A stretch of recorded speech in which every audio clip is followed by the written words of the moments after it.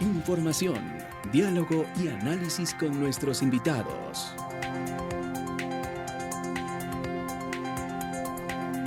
Son las 7 de la mañana con 44 minutos. A esta hora queremos dar ya la cordial bienvenida a nuestra siguiente invitada. Está con nosotras Alexandra Córdoba, activista de familiares de personas desaparecidas, con quien abordaremos sobre las desapariciones forzadas en nuestro país. Alexandra, bienvenida a este espacio. Le saluda Daniela Ruiz, Estefanía Santillán. ¿Cómo mira usted este tema reciente que hemos pasado lamentablemente en la ciudad de Guayaquil, estos 4 menores que desaparecieron y luego ya fueron encontrados muertos? Bienvenida. Buenos días, muchas gracias por su gentil invitación. Es lamentable lo que sucedió hace poco con los 4 niños. Si bien es cierto, es un caso que después de que sucedió el hecho se dio a conocer porque a alguien se le ocurrió denunciarlo en redes sociales, si no hasta el día de hoy estuviera en el total anonimato. Pero este no es el único caso. Uh-huh. Hay miles de casos de personas desaparecidas en los que el Estado ecuatoriano no ha visibilizado, tampoco los medios de comunicación y la ciudadanía, también las víctimas se han quedado calladas porque justamente hay ese hostigamiento, esa amenaza de no denunciar, de no decir nada, porque les dicen que si no, no van a encontrar al desaparecido o porque si no la investigación se les cae, pero eso es mentira. Mire, si retrocedemos más de 30 años atrás, sucedió el caso Restrepo. 2 jóvenes también que fueron desaparecidos a los que se les torturó de lo que conocemos. Pero después de eso hubieron también más casos. ¿Por qué la ciudadanía, por qué el país entero no se conmocionó ante eso? Y 11 años, 7 meses atrás hubo el caso de David Romo, donde ciertos fiscales y ahora un candidato que está haciendo ahora para la presidencia decidieron asesinar a mi hijo e incinerarlo. Algo totalmente atroz, terrible, para lo que usaron un cerdo. Entonces, ¿por qué ahí el país no se conmocionó ante esos hechos? No esperemos que solo sean casos como de los niños, que se visibiliza, que se da a conocer, en los que salen todos los entes protectores de derechos humanos, en los que el país se une y está bien. Pero no nos unamos solo por esto, unámonos por todos. Según las estadísticas, hay más de 4,000 casos de personas desaparecidas. En el 2024, hasta el momento. Sí, hay muchos más, pero de los que se conoce son esos. Y de las propias estadísticas que nos dio el Ministerio del Interior hasta el 2017, son la mayor cantidad de personas desaparecidas a partir del 2013. Con eso no quiero decir que antes no haya habido y después tampoco, pero es donde se disparan las cifras de las personas desaparecidas. Ante eso, ¿qué están haciendo los organismos de derechos humanos? ¿Qué está haciendo la ciudadanía? Y también los medios de comunicación. ¿Por qué no denunciamos todo esto? ¿Por qué no exigimos al Estado ecuatoriano, independientemente de quién sea el presidente y las autoridades, que nos den resultados, que haya unas instituciones que sepan de personas desaparecidas, que sepan de investigación, de búsqueda de personas desaparecidas, que tengan protocolos, que no revictimicen a las víctimas, que no pongan estereotipos en las víctimas como sucedió en el caso de los niños? Mire, uh-huh. En el caso de los 4 niños, los involucraron con la delincuencia y quisieron poner esa carga sobre las víctimas para decir que por eso los desaparecieron y luego los mataron. Pero 11 años, 7 meses atrás hicieron lo mismo con David, donde dañaron la integridad física, psíquica, moral de David Romo. Dañaron atrozmente para simplemente decir que por eso le sucedió a mi hijo lo que la fiscalía y la policía armaron. Pero 30 años atrás sucedió lo mismo con los chicos Restrepo.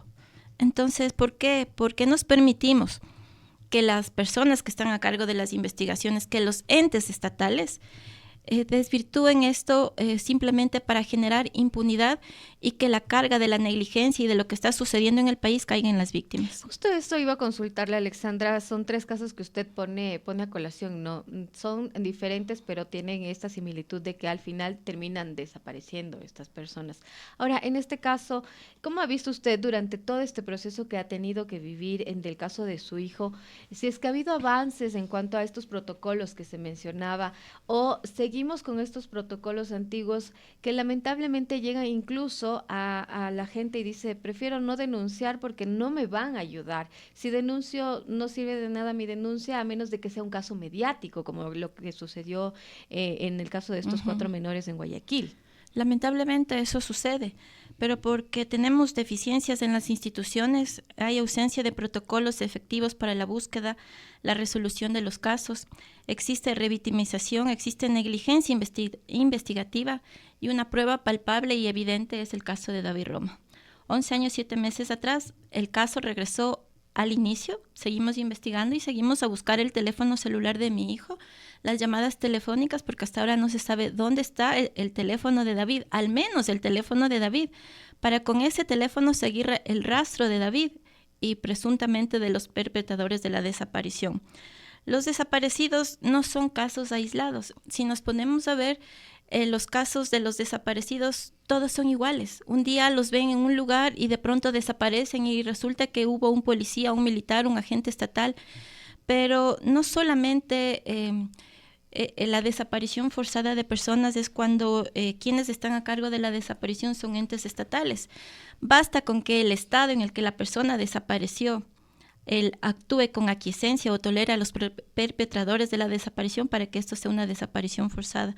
Lamentablemente, estos patrones sistemáticos de desaparición de personas no se los investiga, no se pone un alto en esto y nosotros como ciudadanía, medios de comunicación, seríamos los indicados para que las autoridades, ahora el presidente de turno, nos diga qué va a hacer en el caso de las personas desaparecidas, qué protocolos va a crear para la investigación, búsqueda de personas desaparecidas, qué entes especializados va a crear que estén separados de policías, de fiscales, del ejército. Tienen que ser entes totalmente imparciales, porque el caso contrario serán los mismos juzgándose ellos mismos, o sea, generamos impunidad. Aquí no hay políticas de prevención. No existe políticas de prevención, no existe políticas de seguridad. Y sí, los casos todos siguen el mismo patrón. Un día desaparece la persona, mire, mi hijo desapareció un 16 de mayo del 2013, donde el último rastro de David es a las 10:22 de la noche de ese jueves 16 de mayo del 2013, en el que hablé con mi hijo. Y con una voz baja me dijo que no podía hablar más alto porque lo bajaban del bus unas personas que parecían policías. Ese es el único dato cierto, exacto, que sucedió en el caso de David y que tenemos. Lo tengo esa prueba en mi teléfono, en el teléfono que hay esa llamada. Pero ¿qué ha hecho la fiscalía? ¿Qué ha hecho la policía? Cuando ese sistema de interceptación de llamadas existe, no ahora, existió en el 2013 y existió antes. Pero no puede ser posible que hasta el día de hoy no establezcan dónde estuvo mi hijo a las 10:22 de la noche y quiénes eran esas personas que querían bajarlo de esa unidad, de esa camioneta, de ese transporte o del carro que haya sido. Lo mismo sucede en este caso de los niños. Se dieron tantas vueltas, las autoridades salieron en medios públicos a decir tantas mentiras hasta luego aceptar la verdad. ¿Pero por qué? ¿Por qué dio paso a esa supuesta verdad? Porque hubo simplemente el volcamiento de cada una de esas personas, de los grupos de derechos humanos, de los medios de comunicación, en los que el Estado ya no pudo decir nada más y simplemente salió a decir que sí, que fueron desaparecidos por militares y poco tiempo después fueron encontrados incinerados.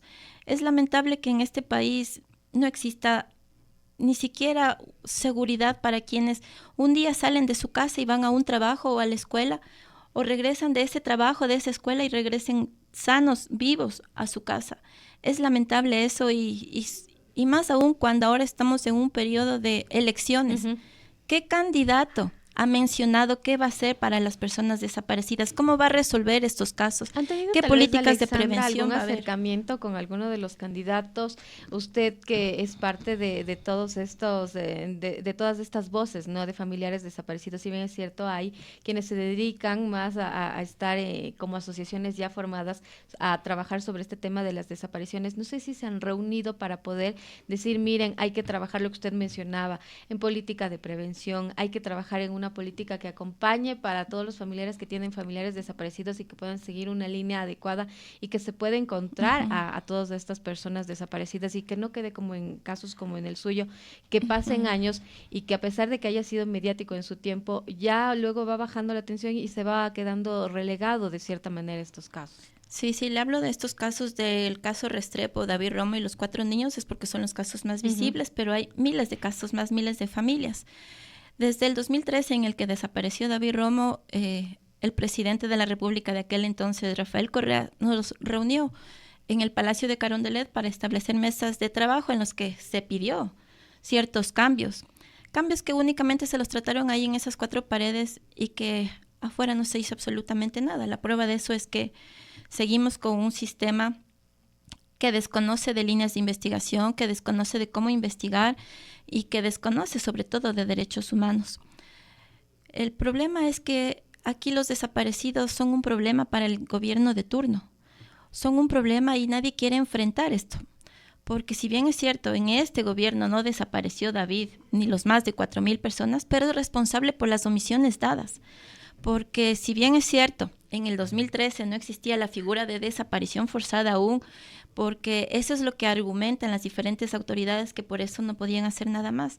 Pero el Ecuador es parte de los convenios internacionales en desaparición forzada y como tal, desde ese entonces debieron tratar todos y cada uno de los casos y sobre todo el caso de David, que fue el caso que se conoció en ese entonces, bajo los parámetros internacionales, bajo esos protocolos. Y hasta el día de hoy no actúan bajo esos protocolos. Hay protocolos así, aquí sí hay protocolos, pero son protocolos muy vagos, muy, muy simples, y por ello deberían optar por los convenios que son internacionales, de los cuales el Ecuador es parte y tiene la obligación de actuar bajo esos parámetros, pero no los hacen.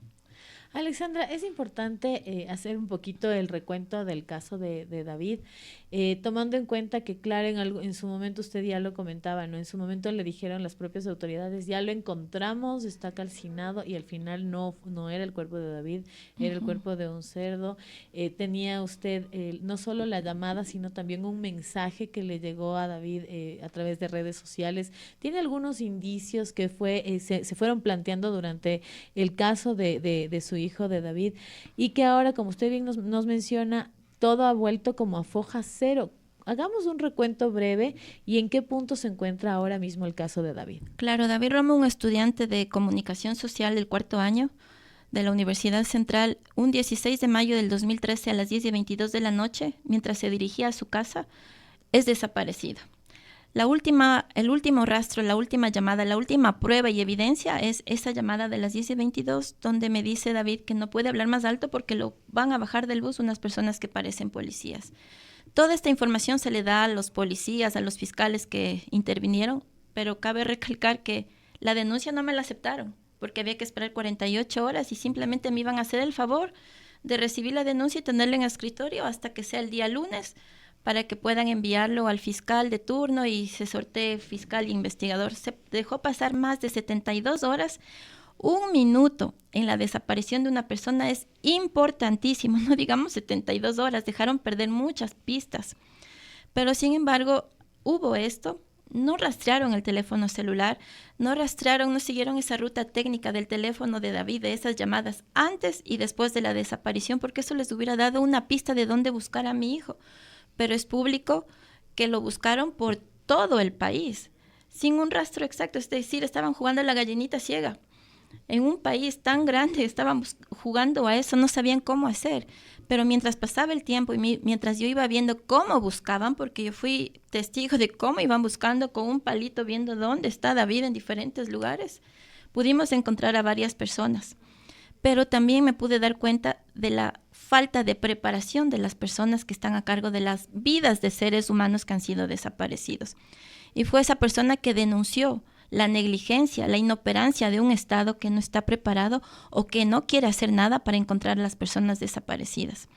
Y fue eso que llevó a las diferentes autoridades simplemente a desviar la investigación. Al inicio yo puse la denuncia por desaparición de David, pero la desviaron a una asociación ilícita, luego a un robo, por último a una trata de personas, porque según estos expertos fiscales e investigadores, David Romo se fue a la medianoche a curarse a una clínica de algo que no tenía.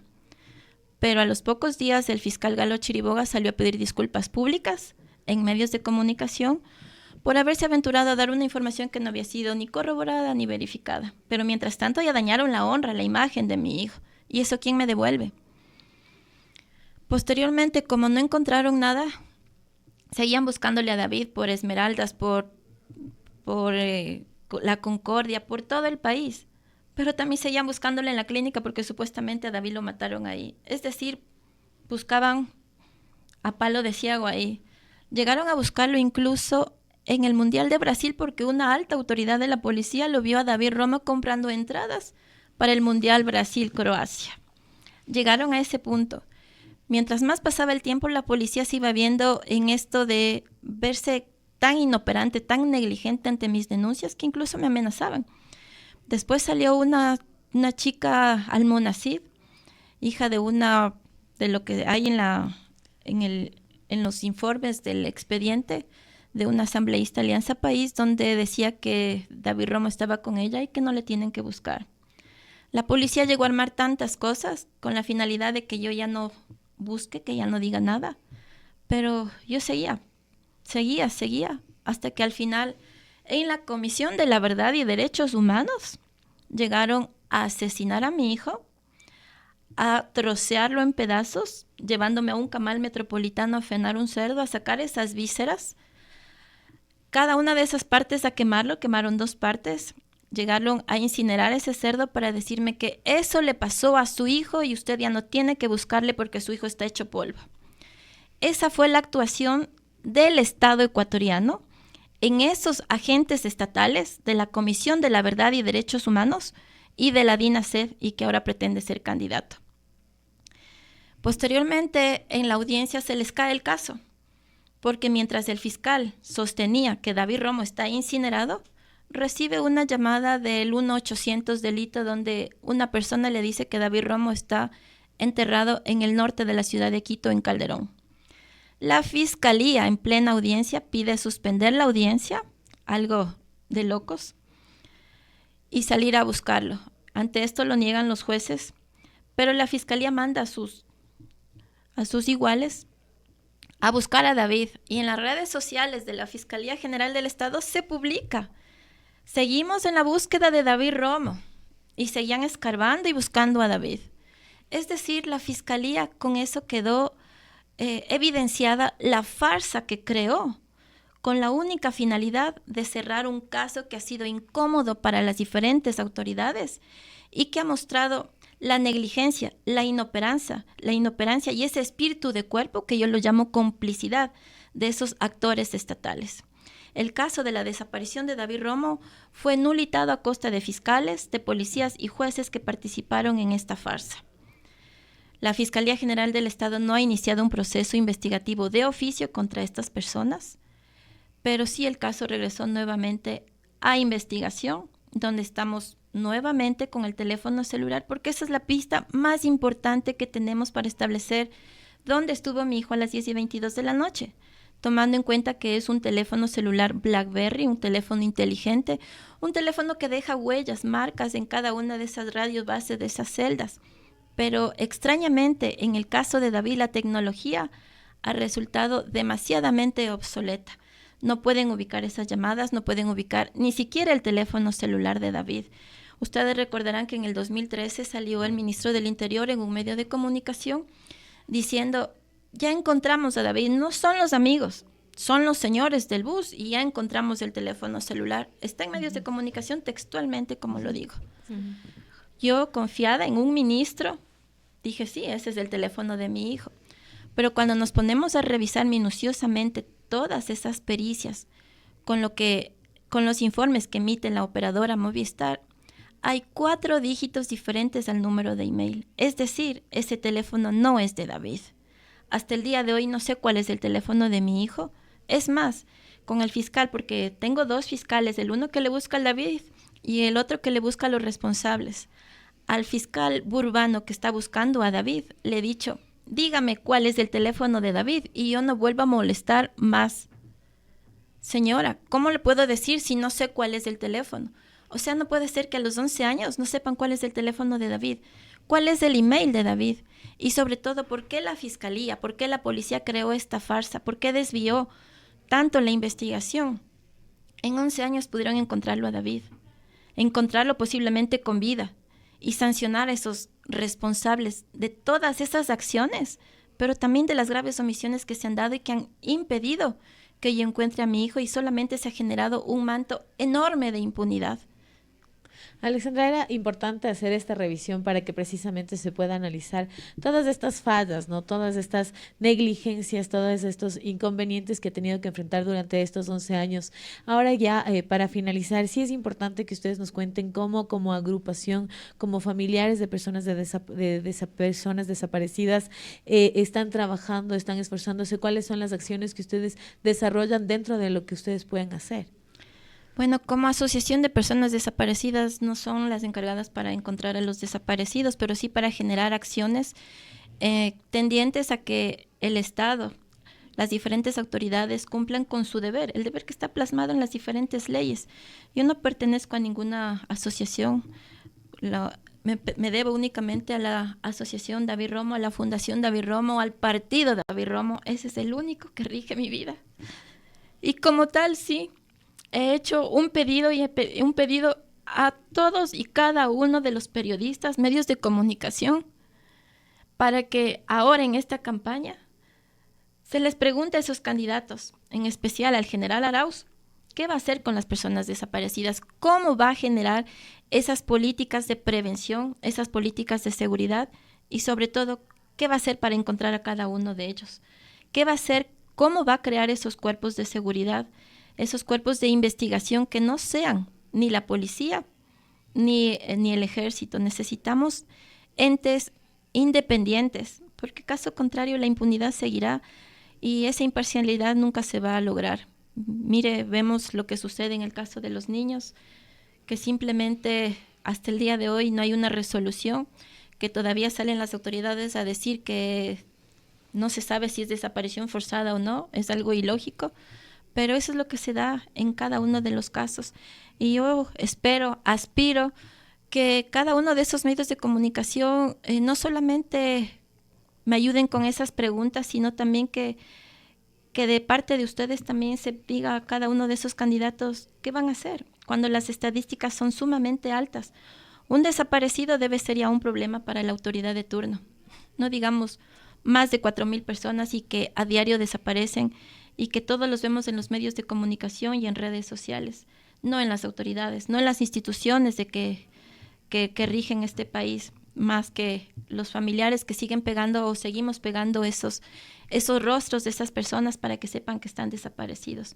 Necesitamos que todas y cada una de esas instituciones, desde el municipio, todas y cada una de las instituciones del gobierno, se unan en esta lucha de visibilizar quiénes están desaparecidos, porque cuando se visibiliza ese rostro, hay personas que sí los ven, que sí los llegan a conocer y decirnos dónde están cada uno de ellos. Alexandra, muchas gracias por acompañarnos esta mañana. A ustedes muchas gracias porque con esto nos ayudan a mantener viva la memoria de las personas que no están. Muchas gracias y les deseo un feliz año. Muchísimas gracias. Hemos dialogado con Alexandra Córdoba, activista de familiares de personas desaparecidas. A esta hora, 8:07, vamos a hacer una breve pausa y volvemos enseguida con más información. Un equipo de profesionales de la comunicación le acompañan todos los días en 102.9 Noticias.